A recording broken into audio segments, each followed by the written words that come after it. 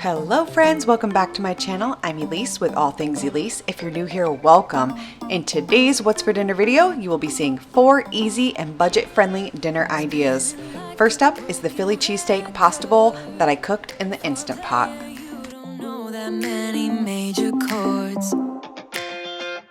We hang out and then you get bored, and you leave me here like I'm your landlord. You come back and say I'm sorry, boo, and I know you never mean it, gets you in though. Did you call me cause you had to? Cause you know I throw your suitcase out. Okay, so the first thing that I did was chop up 2 peppers and 1 onion, and now I'm going to get my Instant Pot turned onto the saute function. Once you press that button, you wait for it to beep beep beep, and then you know you're ready. I put in about 2 tablespoons of oil. I don't know why, because ground beef already has oil, but I did. Then I'm adding in my peppers and onions, and I'm going to brown this all up.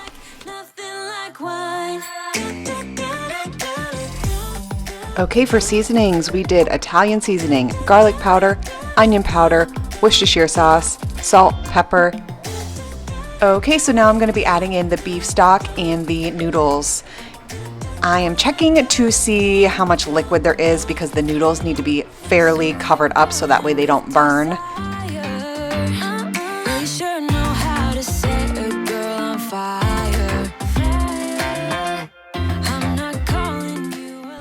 Make sure your Instant Pot is set to sealing, not venting. You have to cancel the saute function, hit pressure cook, and I'm going all the way down to 3 minutes, which is what it takes to cook pasta. I'm gonna put the lid on, wait for it to pressurize, and you're good to go. So while that's cooking, I am going to be cutting up, I think it was like 18 or 20 slices of provolone cheese. You can use more or less, whatever you choose. I probably would use a little bit less next time, but it was delicious. Now it is done. I am going to do a manual release. Put a towel over it so you don't burn yourself. Let all the pressure release. I'm speeding up the process there. Once the pin drops, the lid can come off. And voila. It was done perfectly. I'm gonna then add in my provolone cheese, put the lid back on so all the cheese melts, and you're ready to serve.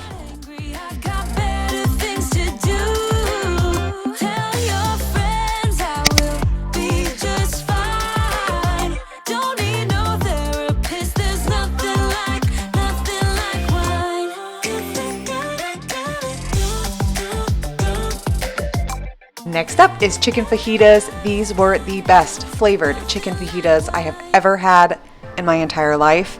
I will never make them with any other seasoning or way, so let's get started. Okay, so the first thing I'm going to be doing is making my homemade Spanish rice to go with the fajitas. I will leave the recipe linked in the description box below, but I am just chopping up my veggies now and get those sauteed. Okay, I just use 1 jalapeno. I like a little bit of heat, nothing too crazy. If you want more, add more.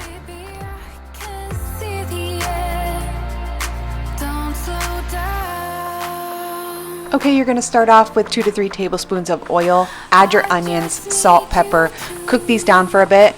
Then you're gonna add in about 2 heaping tablespoons of a sofrito. You can get that, I think, in any store. I get it at Walmart, so it must be pretty much everywhere. You're gonna let that cook down with the onions, and then I'm gonna be adding in the jalapenos so they can soften up a bit.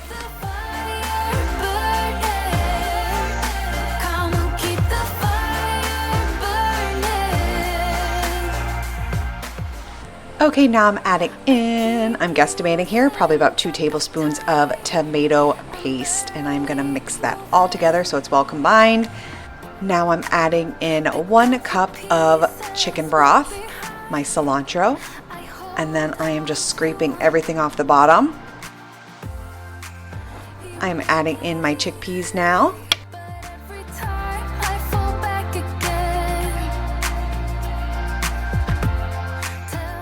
Now I'm adding a packet of the Sazon Goya. I'm not sure if I'm saying that correctly. I probably just slaughtered that. But anyways, I'm mixing that in together. And then I need to add 3 more cups of liquid. So I did 2 cups of broth and 1 cup of water. I needed 4 cups because I'm going to be using 2 cups of rice. This needs to come to a rolling boil. You're going to add your rice and you're going to stir your rice for 1 minute. Put the lid on, turn the heat to low, cover it up, do not open the lid. That's the key. Leave it closed. So now that the rice is cooking, I'm going to go ahead and chop up all my veggies for the fajitas and make the seasoning that we're going to cover them in. So I'm using a red pepper, a green pepper, a yellow pepper, 1 red onion, and then I had a half of a yellow onion, so I cut that up and decided to use that as well.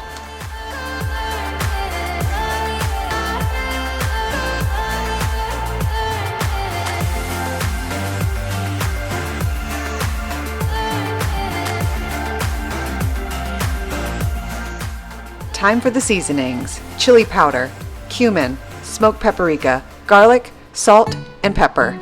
Now I'm just chopping up my chicken. I'm cutting them in half because they were super thick chicken breasts, cutting them into smaller strips so that way they will cook quickly with the veggies. No telling where it goes, driving through days and nights, won't stop for traffic lights.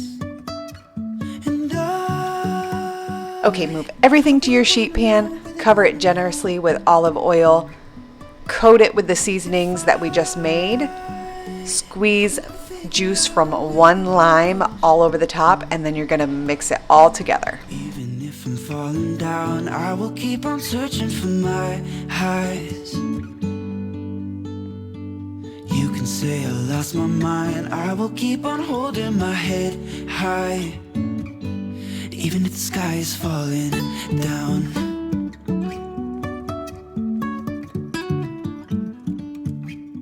Okay, we're gonna bake these in the oven at 400 degrees for about 20 minutes. And the rice is all done, so I'm gonna open that up, fluff it up, take it off the heat, cover it back up, and let it sit until you're ready to eat. It gives it the best texture. Okay, and I am going to toast my tortilla on the burner because I didn't want to dirty a pan. So you can be like me, or you can also use a pan. Go ahead and put them on the hot tortilla, top them with whatever you want, but trust me, squeeze lime juice on it and use cilantro. Those are the tickets. So, I hope you guys enjoyed this one. Even if I'm falling down, I will keep on searching for my highs. Next up was probably my favorite for this week. It was cheesy ground beef empanadas. These are very simple and super easy. I'm going to start off by chopping up 1 onion, and I had pickled jalapenos, so I chopped up some of those for some added spice.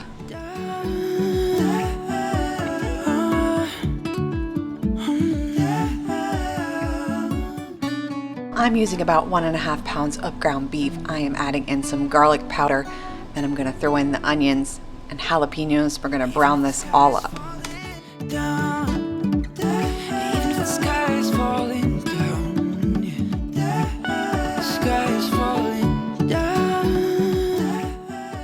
The recipe called for tomato sauce. I didn't have any, so I'm adding in probably about 2 tablespoons of paste, a little bit of beef broth to thin it down, so that way I can mix it all together.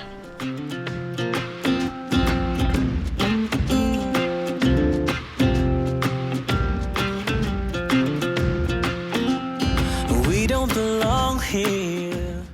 Okay, I'm adding in garlic, smoked paprika, chili powder, cumin, mixing this all together. And then we're going to start assembling these empanadas. Let's pack up a life, baby, and call it a night. For this, I use the refrigerated pie crust. It comes with 2. And you are going to just use wax paper. I just rolled them out so they were a little bit thinner. I used probably like a 5-inch plate. I'm guessing that's about how big that is. I ended up being able to make, I believe it was 6 empanadas out of this, which was perfect. So you're just going to put that on an oiled sheet pan, stuff it with your meat, cheese, seal them up by just using a little bit of water and pinching them with a fork.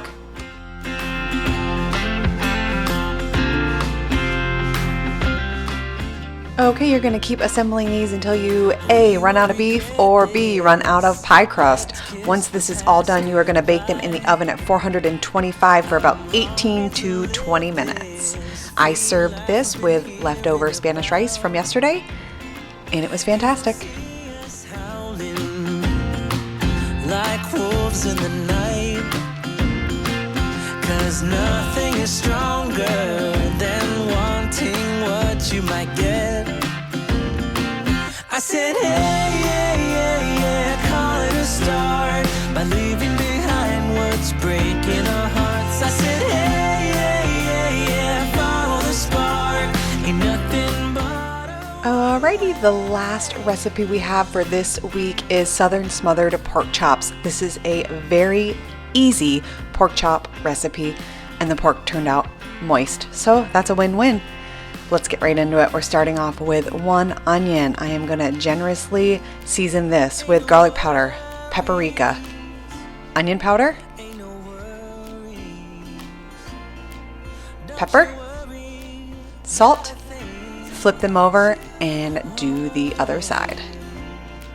'Cause as long as we're together.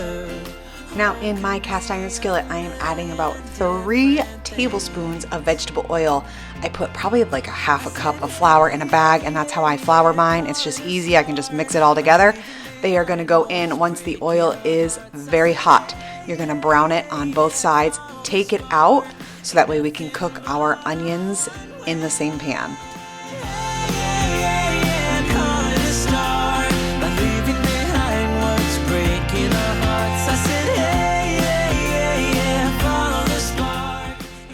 Okay, we're gonna cook these onions probably about 10 minutes. I did salt and pepper them. I am adding in some garlic at the very end, just until it's fragrant. And then I'm gonna push it all to the side. 2 tablespoons, I probably did 3 tablespoons of butter, melt it, add in a 1/4 cup of flour, so that way we can start making our gravy. Once that is all combined, I'm gonna slowly add in beef broth. It'll get nice and thick, and then I'm gonna add back in my pork chops to finish cooking in the gravy. I served mine with stuffing and corn, and it was a easy, delicious meal. I want to thank you all so much for watching today's video. As always, you will be seeing 2 videos from me each week. The best compliment you can give me is a thumbs up on this video and hitting the subscribe button, and I'll see you in the next one.